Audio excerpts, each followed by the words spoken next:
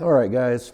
I debated about even making this video. I'm really frustrated right now, and I don't want this to come off as like a dig or throwing shade at anybody in particular, but I just waited 5 months for some really trick rocker arms, and they just showed up, and they are beautiful pieces. They're really well designed. They have great engineering in them, but they unfortunately don't fit the cylinder head that I intend to put them on, even though they were supposed to. Something's changed over the years, but it's just one of those things that you have to deal with. 5 months though, yeah, that's 5 months today. I ordered these on July 25th, I believe. It's now December 23rd for me, so just under 5 months to the day.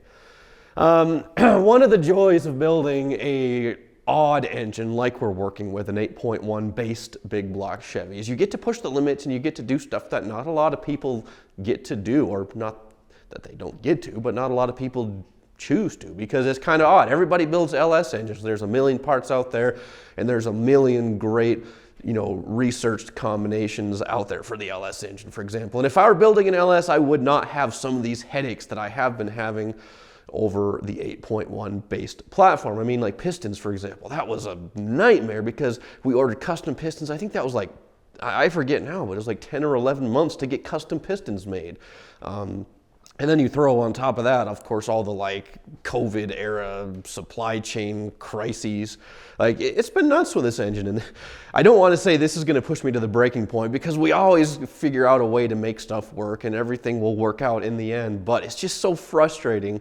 You wait that long and you spend that much money on something only to find out it doesn't work how it was supposed to.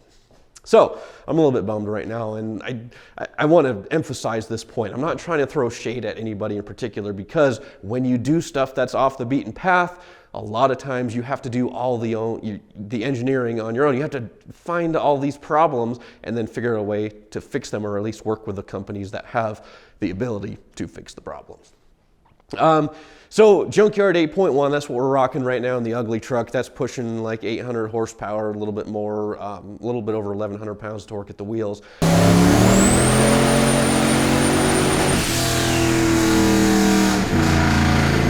The replacement big block for the Junkyard motor is actually still based on the 8.1 architecture, but this one is larger. It's 8.8 liters, about 535 cubic inches, and it's built entirely from aftermarket parts. The block, the rods, the crank, the pistons, the can, like literally everything is aftermarket. There will not be a single GM part in this engine. And of course, the cylinder head and valve train are two areas that follow suit. Now, I want to spin this engine quite a lot faster than the Junkyard big block that's in the ugly truck right now. I think that one, it floats the valves at about 5,500 RPM.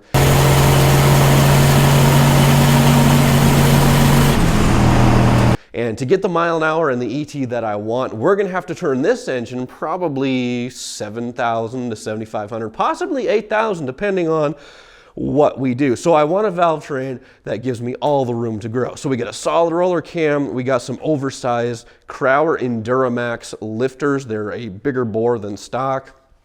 And the cylinder heads, they flow a ton of air. We got some great valve springs on there to go with our solid roller cam. We get over 700 thousandths of an inch of lift on this cam. It's like, I think 268, 272 degrees of duration at 50 thousandths lift. So it's a pretty nasty camshaft, especially, if you compare it to a smaller engine cam. And the the rockers, I wanted to get some of the absolute best rockers that I could, because I don't want to mess around with a valve train that's going to wiggle and have to be, constantly adjusting the valve train. I want something that's rock solid, and that's exactly what we got. This is a shaft mount rocker system, and it's made in several pieces actually. The main rail here goes all the way across the intake rockers, and then each of the exhausts has their own separate stand that they go on. And basically how it attaches is underneath each rocker there's a single bolt that holds the pedestal onto the cylinder head. And then the rocker has these two little bolts on either side of a pivot. So rather than having a single pivot bolt in the middle where it can kind of go back and forth, this will be all bolted together. There's like a little cross bolt that goes there. There's the bolt that holds that to the cylinder head, and of course all that's one piece. So it's going to be a super stable, strong valve train. Here's the problem though. This particular aftermarket cylinder head has been made for a little while, and evidently there must have been some changes made because the guys who built the rockers said that they had built these originally to one of these cylinder heads, but they haven't made a lot of sets because there's not a lot of demand for 8.1 based engines. Go figure, right? So when I got my rockers after waiting 5 months, come to find out they do not fit properly. The intake rail, that fits great, not a problem there. And if you look, it lines up the tip of the roller on the tip of the valve. It lines up perfectly. And you get this little tool here that you can use to check the installed height so you can shim everything where it has to be. But here's the only problem. These little secondary stands, they're supposed to touch on this face here, which they don't. There's about 80 thousandths of an inch gap. And they get a little 1/4 inch bolt here, which basically just is supposed to go through there and hold the two together.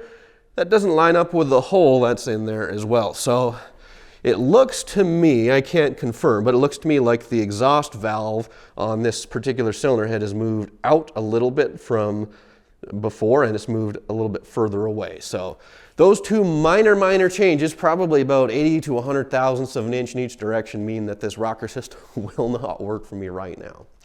Now, I've been on the phone with them a little bit. I'm trying to take some measurements here in the shop, and I have I have like calipers and feeler gauges and a few other odds and ends.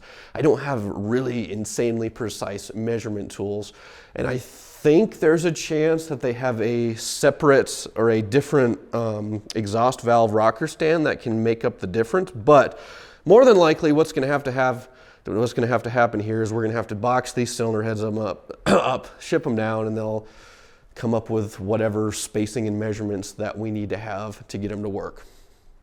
Now, like I said, I'm not trying to throw shade at anybody. All the companies that I work with have been really great, and this is just part of the build process. When you do oddball stuff, you run into odd problems. And with a big block Chevy, there's like a million different cylinder heads, and every cylinder head has spacing a little bit different, and they all have their own different rocker design, blah, blah, blah, blah, blah. Basically, I wanted to give you guys an update. Today's video was supposed to be about setting up the rocker arms, but unfortunately for me, that's just not going to happen right now. I've probably going to repeat myself here a little bit because I've said this before, but parts that don't fit have been the bane of my existence. Like, as a builder, we run into this stuff all the time, and most of the time that it does happen, I just fix it and I don't make a big deal about it. I don't tell you guys about it just because I want to take care of it and move on. Now, I do have a pretty high level of quality standards, and sometimes it's more frustrating than others when certain parts fit and certain parts don't.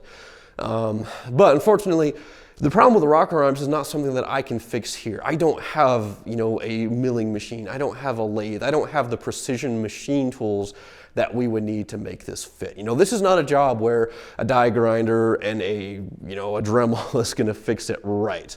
When it comes to building engines, you have to machine things to a extremely tight tolerance. And as you can see in my home shop here, I don't have any of those tools, but we will get this fixed. We will get our big block done.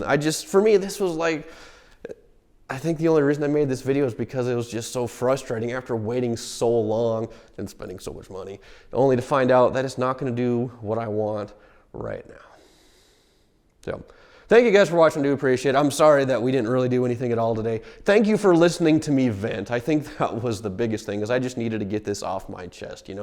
As a dude, a lot of times I keep that stuff, bottled up. I keep it inside. I try not to complain. I try not to rant when it comes to stuff like this, but I don't know. Hopefully you guys understand the need to just have somebody listen to what you say. Even though you guys are on the other side of a screen, I appreciate you listening to my rant, and I appreciate you watching this content, and I appreciate the enthusiasm that you guys have for these builds that I do, because I try to put my heart and soul into these things. I try to build stuff to the absolute best of my ability.